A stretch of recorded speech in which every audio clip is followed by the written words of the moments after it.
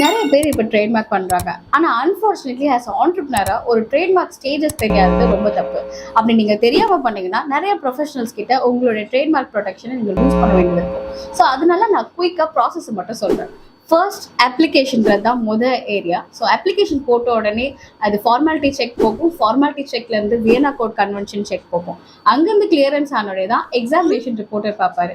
Examiner examination report send பண்ணுவார். இந்த examination ரிப்போர்ட்டில் கிளியரன்ஸ் ஆகிடுச்சுன்னா ரொம்ப நல்லது. எக்ஸாமினேஷன் ரிப்போர்ட்டில் கிளியரன்ஸ் ஆகலைன்னா ரிப்ளை நோட்டீஸ் நம்ம சென்ட் பண்ணணும். அதை ஆஸ் ப்ரொஃபஷனலாகவோ இல்லை நீங்கள் இண்டிவிஜுவலாக பண்ணுறீங்கன்னா நீங்களே சென்ட் பண்ணலாம். இந்த ரிப்ளை நோட்டீஸ் சென்ட் பண்ணதுக்கு அப்புறமேட்டா நீங்கள் பண்ண வேண்டிய முக்கியமான விஷயம் ஃபாலோ அப்.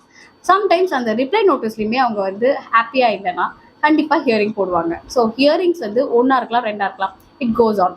ஸோ ஹியரிங் போட்டு ஃபைனலாக ஓகே குட் சிக்னல் அப்படின்னு கிடச்சிருச்சுன்னா நீங்கள் தாராளமாக உங்களுடைய இதை வந்து ஜேர்னலில் பப்ளிஷ் பண்ணிடுவாங்க. ஸோ ஜேர்னலில் பப்ளிஷ் பண்ணதுக்கு அப்புறமேட்டா அப்பாடா அப்படின்னு முடிஞ்சிருச்சுன்னு நினைக்காதீங்க.